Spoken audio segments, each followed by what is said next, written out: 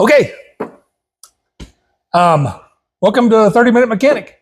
This is the show and tell episode. We're going to do a few other things, but we're not going to work too hard today. We got to look at a few things, and I'm going to show you all some stuff. So let's get to the goodies.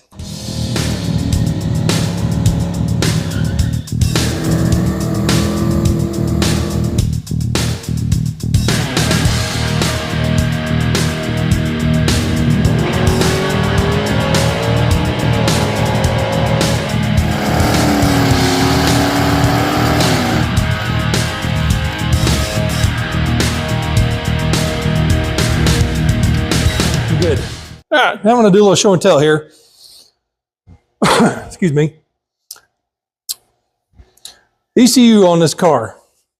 We could use the EEC4, mass airflow, pretty adaptable. I've used it on other vehicles. I had a little Ford Ranger, blue Ford Ranger. It had a 2.9 in it.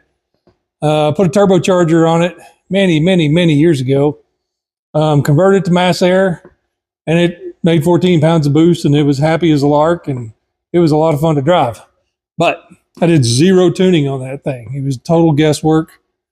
Ran a little rich, but it seemed to be happy. Now, what we're going to use for this car is a system I'm pretty familiar with. I'll just show it to you right here. It's a Microsquirt, and my other two, well, on our 83 and on my green car that I call Green Bean, my green Mustang, both of them run Microsquirt 1 systems with the extra code in there. So I'm familiar with the Microsquirt architecture, how to tune them, how they work. This one's cool because it's teeny tiny. It's Microsquirt. You don't have to assemble the other two. I assembled the boards myself, soldered them all up. Did all the board modifications to do ignition and whatnot. This one's all set up already. Comes with, we bought the kit. The kit we bought from EFI Source. It's plug and play system for SN95 cars. Comes with a connector. Plugs right into the stock harness. Plugs into the Microsquirt. This end. Tuning cable plugs in right there, plugs into your laptop, and I use Tuner Studio to tune it. Got a couple of leads here for wideband, so we can attach a wideband and record wideband information. So it's a great kit. It also comes with a 3-bar GM style map sensor. This car doesn't have a map sensor on it because it's mass air. But it, again, plug and play. Plugs right into the harness, stock harness, good to go. So that's what we're going to be doing for our ECU. I really chose it for its affordability and my familiarity with it. Of course, I've used the Microsquirt stuff on the 83. We had really good luck with it. Car ran great. It's easy to tune. The best part to me, well, there's two parts that's the best part. I mean, this really checks all the boxes for us. First, it's plug and play. I don't have to hack up the harness to install it. I'm very happy about that. We could have gone to a Holley system, but for the SN cars, you really got to do a bunch of changes and wiring changes just to make it work. And this, I can just plug it in. It's preloaded with a 5-liter Mustang tune in it. It uses the TFI ignition. So plug it in and it should crank up. Well, we're going to make some injector changes, so we will make some changes to the tune, but for the most part, we should be able to fire it up and have it run as is. The other thing that I like about it is the price. I won't say the price. You can look it up on EFI Source's site, but it may be subject to change. I don't know, but it's really affordable for a system that's fully tunable, plugs right in, and you can go from from EEC4 to a tunable EFI, user-friendly tunable EFI, you know, in a matter of minutes is great. I mean, it's a fantastic price for a fantastic product. I'm very excited about plugging this part of it in. I really want to just jump in and do this part and get it done. But we're going to hold off on that for a little bit. So that's what's coming soon on 30-Minute Mechanic. Once we get it plugged in, we'll connect it up to the laptop and look at the tune in it and everything else. And today, the other thing I'm going to do is I'm going to set this turbo back in there. I don't want to final mount it. I'm thinking about some stuff about how to mount it. I went ahead and put that stud in there yesterday, right there. I'm not 100% sure I'm going to do it that way. I've got another idea brewing in my head, but I had to order one little part, so I'm going to wait for that part to get here, and then I'll kind of fill you in on what I'm doing there. I don't like how the alternator is trapped. I want this car to be easy to maintain, and if the alternator goes out, you know, if Jake's using it on race week or something, and the alternator conks out, then I won't have to pull the turbo system off just to get the alternator out, or pull the alternator bracket off just to get the alternator out. That's silly. We got to avoid silly things like that. So I got a small part coming for this. I don't know when it'll be here, but for now, I'm going to do some hood clearance checks. I want to make sure that I'm not running into our fiberglass hood. I don't think I am, but it's always good to check while you're rolling along there. So we'll get busy on that. Okay, to do this, I'm gonna have to put that turbo back in there just temporarily. And really, the part I'm waiting on is a spacer. I'll go ahead and tell you, it's a T4 flange that I'm going to use as a spacer, but it's threaded. So I'm going to kind of try to use that in a unique way to bolt this turbo on and make it easy to get on and get off and move the turbo over a little bit. Now, what concerns me is the space between the turbo and the hood up here. So I'm not sure if I put the spacer on there, if the hood's going to bonk into the turbo or not. So that's what I'm going to check right now. So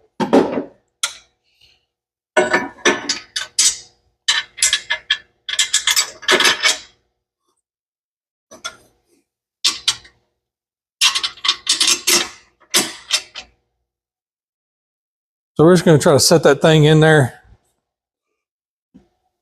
where it goes. Man, this just turned it around backwards. Genius. This thing does not get any lighter.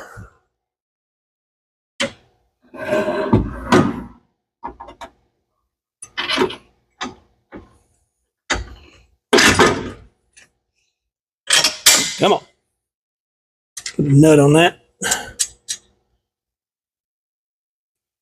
If I put a spacer in there, I'm going to have to come up with a longer set of bolts.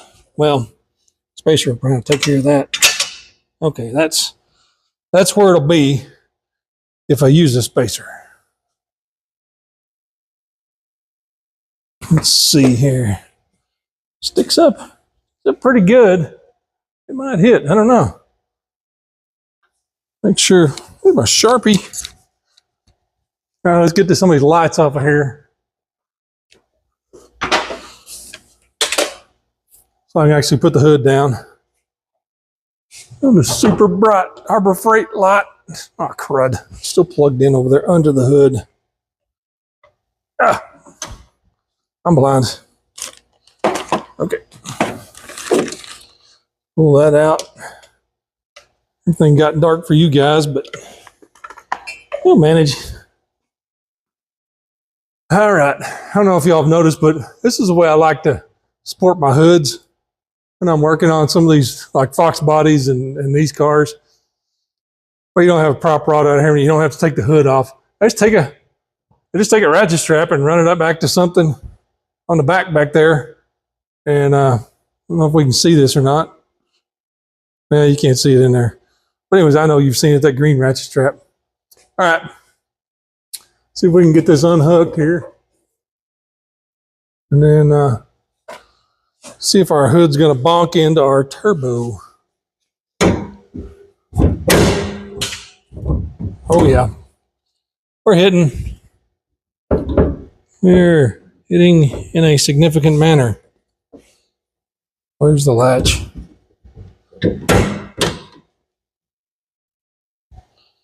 Let's see here. How significantly are we hitting?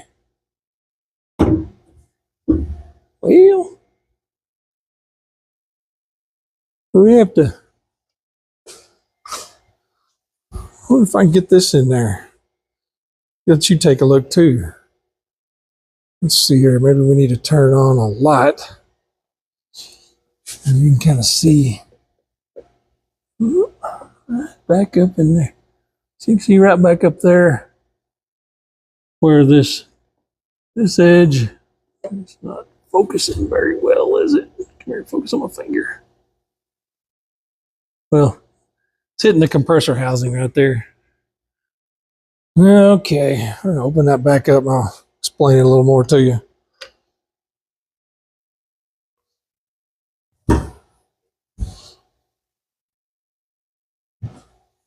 Raise this up. Get my hook back.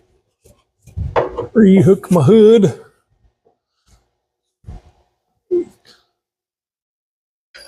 All right. Our interference is going to be right here on the compressor part of the turbo, probably on the other side of the turbine too, but it's this part of the hood right there. Now we might be able to just put us a little notch in that right there. Get that thing to clear and set down there. I was really hoping that would close, but that my nut came off. Hang on. Let's back up. My nut came off my turbo, so it's not being held in the proper position. Although, I'm not sure the proper position is any better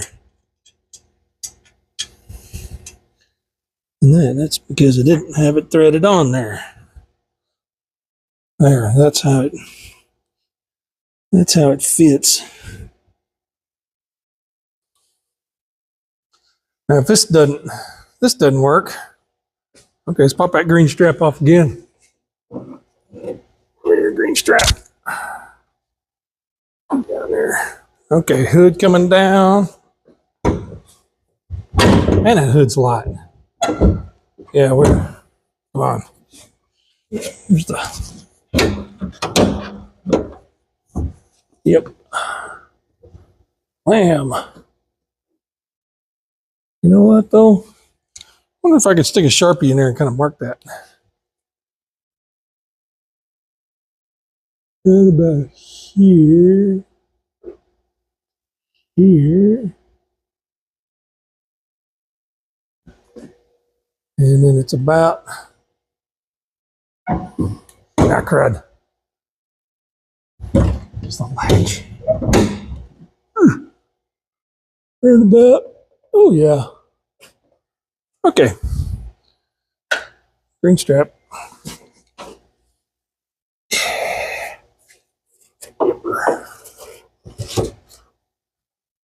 All right.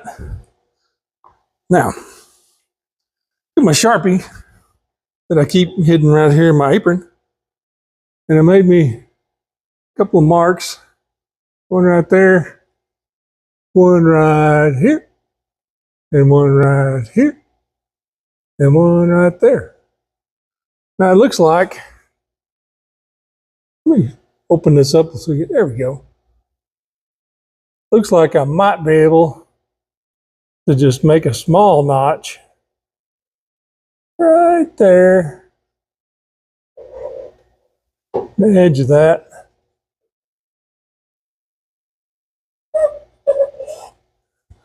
I'll be able to make a small notch right there and clear our turbine housing. I mean, not our turbine, our compressor side. Now what I'm going to do is I'm going to move you right back here. Again, I'm going to take the spacer out and see how it fits.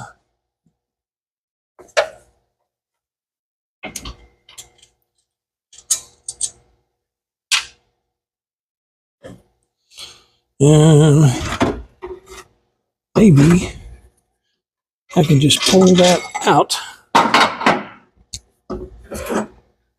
and not have to take the turbo all the way out. Put a nut on that, hold it in the right position.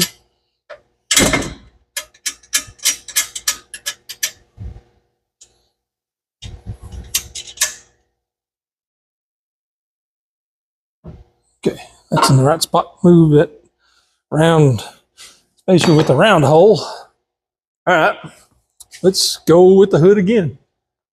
Got my green strap down. I mean, it may not close with it there. See, it still hits. Still hits there too.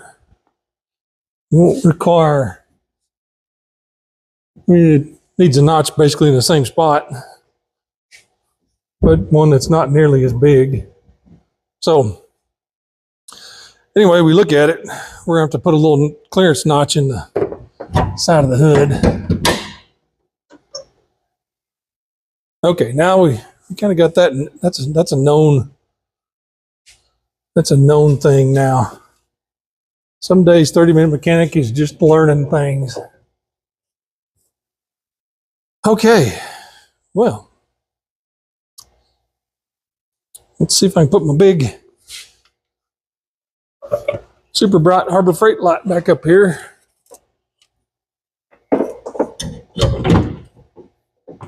Had to make a hanger for it so I could hang it in the hood latch.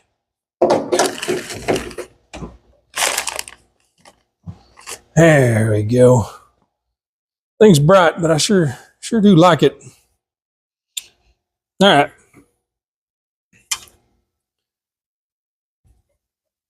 Looks like if I do just do it this way, looks like my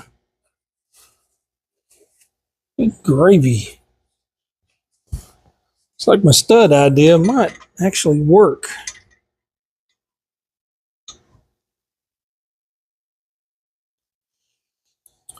I used a little smaller head on the nut for that than the other one, so I can actually get a socket on it. And I thought about using an Allen bolt coming the other way, so I could use a long Allen deal and stick it all the way up there and zip it up with a wrench, with the little impact or the big impact or some sort of impact. Yeah. Well, let's see here. Let me take that watch off. I guess since we're learning things, maybe I should crawl under there and we can learn what kind of fittings on that drain tube, that return line on the pan. Let's do that. Okay, quick little bonus here. Now, I told you about the cool heat shield thing, but I never did show it to you. Well, this is it. It's a, I forget who makes it, DEI or somebody. Yeah, it's DEI. But it comes with these little standoffs on the backside here where you loop a hose clamp, worm drive hose clamp. So you can put that up against your pipe, put the worm drive hose clamps around your pipe, and it insulates whatever's on this side from it. Now, I'd said I wasn't going to put it on there, but I may still go ahead and put it on down there at the bottom, even if we move that tank, because the crossover pipe's still pretty close to the electric fan. I may go ahead and put that down there. It's a neato piece. I really think these are cool. I like them so much better than wrapping stuff. Although I am going to have to wrap the down pipe, but So anyways, that's the cool heat shield. Okay, here we are down here. I do know that I need to get a hose clamp off, so forgot to grab a tool to do that. Probably gonna need some pliers, maybe something sharp. It might be. Oh, there it is. Okay. Get my gloves because this is probably gonna be gross. Okay, here I come. On the ground again. Oh, now if I can get around here. I don't know if you can see that, but there's oh gosh, glove. There's a return line on this pan already. It kind of looks like, it doesn't look like it was factory installed. Wow, look at that. They put 12-point bolts on the oil pan. Impressive. And of course, got the wrong size. Go get a screwdriver.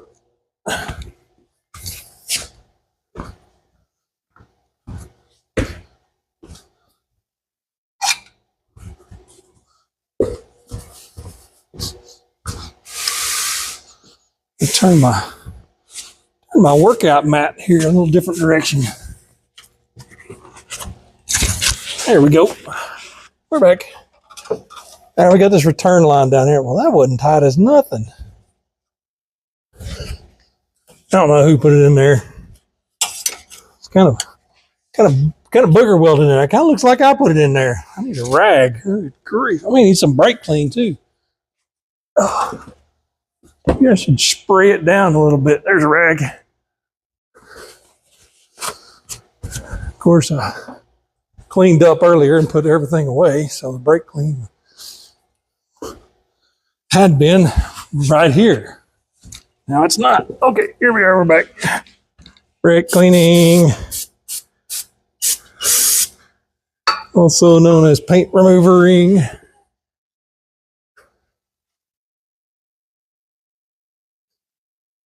And kind of wipe that up a little bit.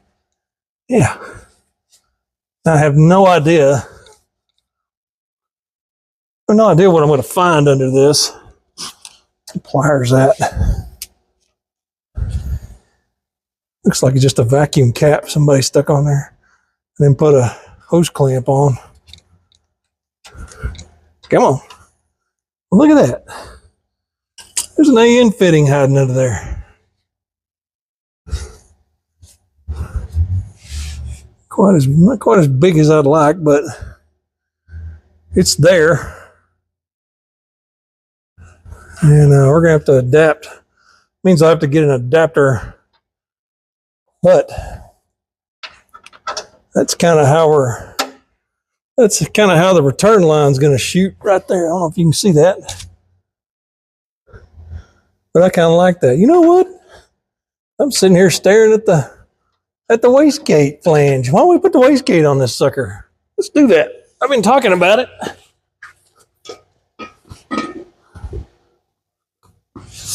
And find the bolts.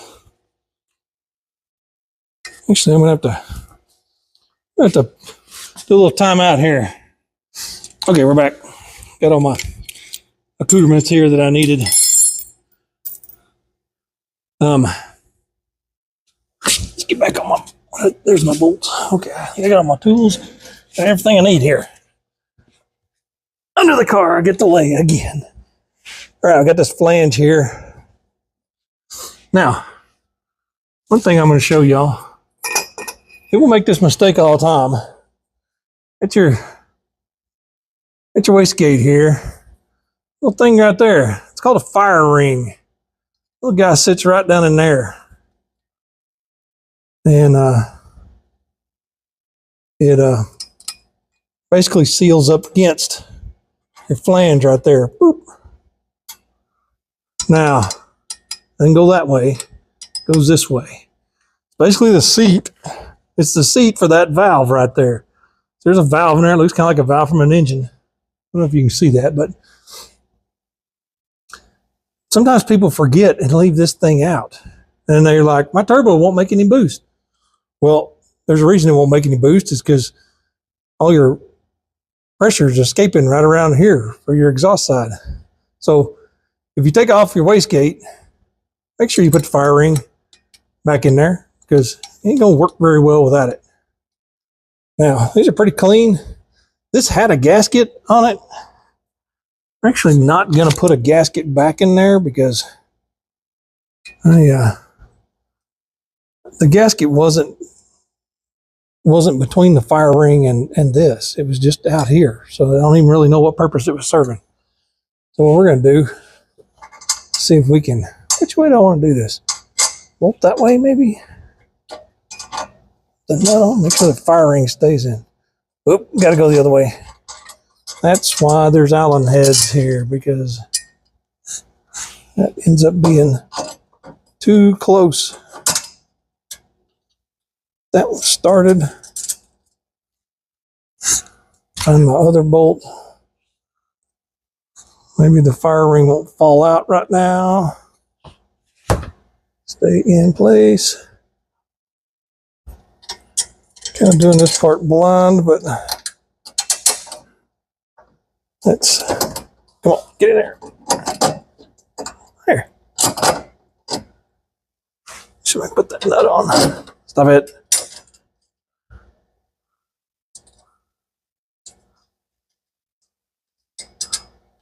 Maybe. Oh my goodness.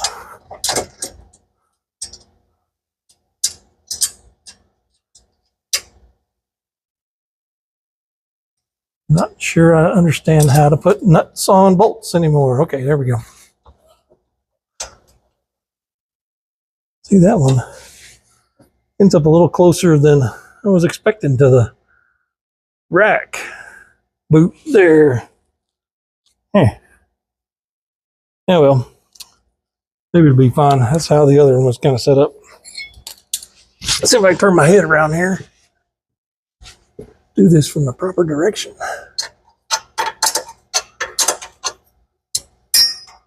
Still smells like brake clean down here. Oops.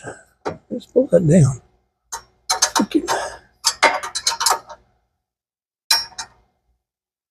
What?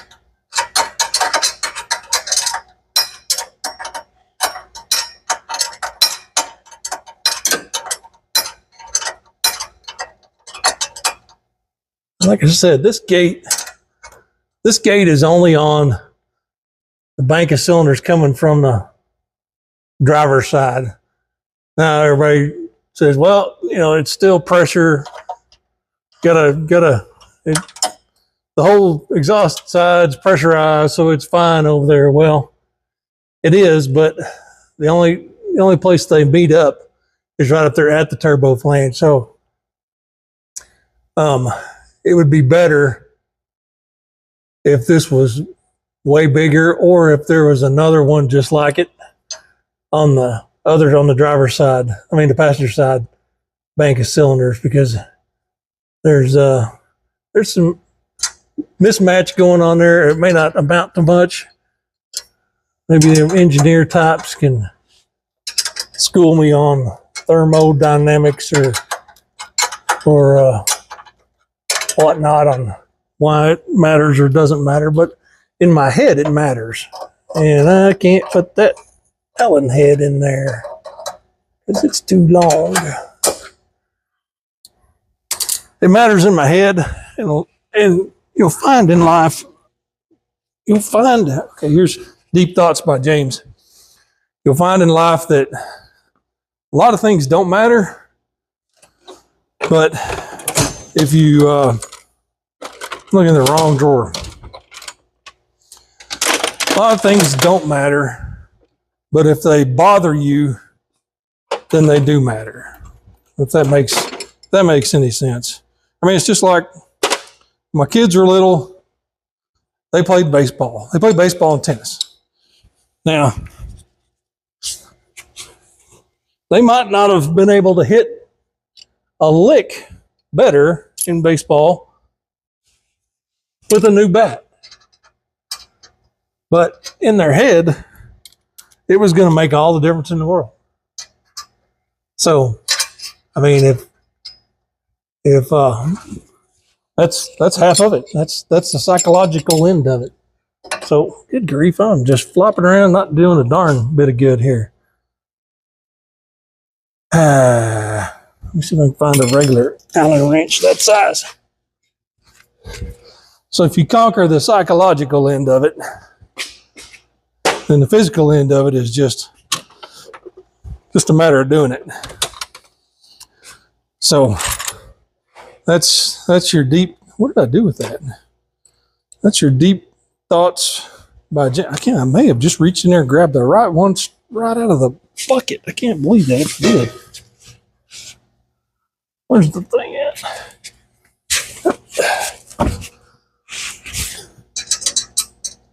Well, nope, I didn't. Close. Is that even a metric? Nope, it's not. And we're back. Got back before the camera decided to turn itself off.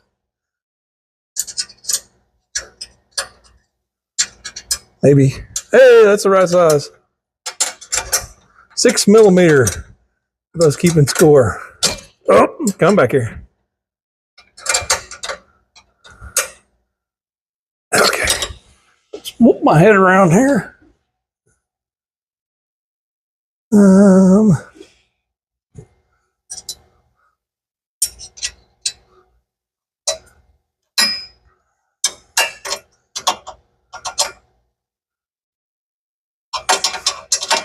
So I guess if you're working on your car, back to my previous conversation here, if you got something that's bugging you, just go ahead and fix it, because it's always going to bug you. And you're always going to be thinking about that. There's that ground I forgot to hook up. It's always going to be bugging you. So you might as well fix it and be done with it and never have to worry about it again. All right. Well, we did get some stuff done today. I even had to lay on the floor. Well,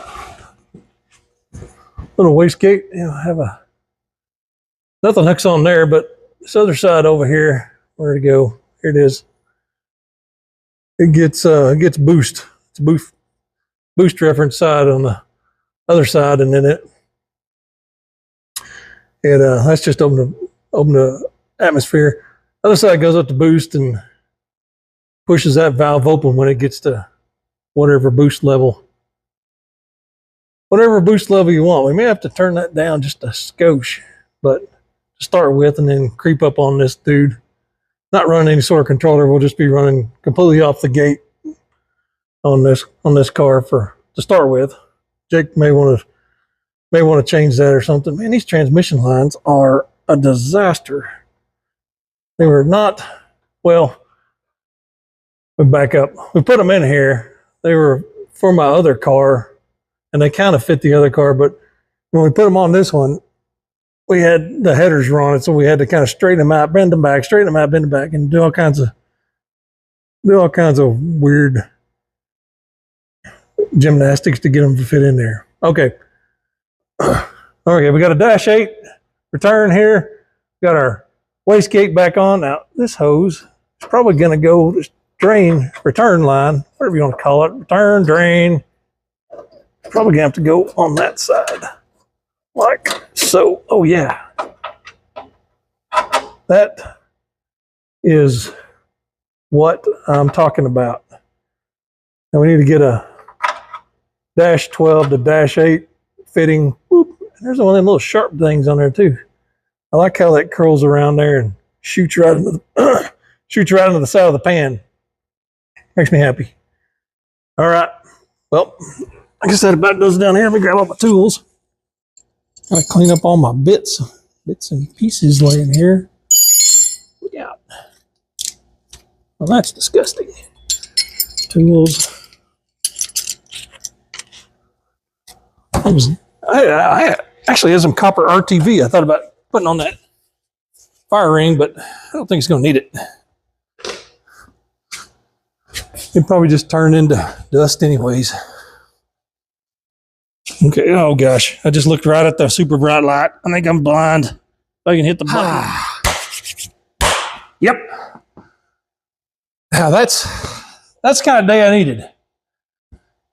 Last couple of episodes, kind of feeling defeated with the turbo mounting thing, but it's good to just kind of put that off the side and do something a little different.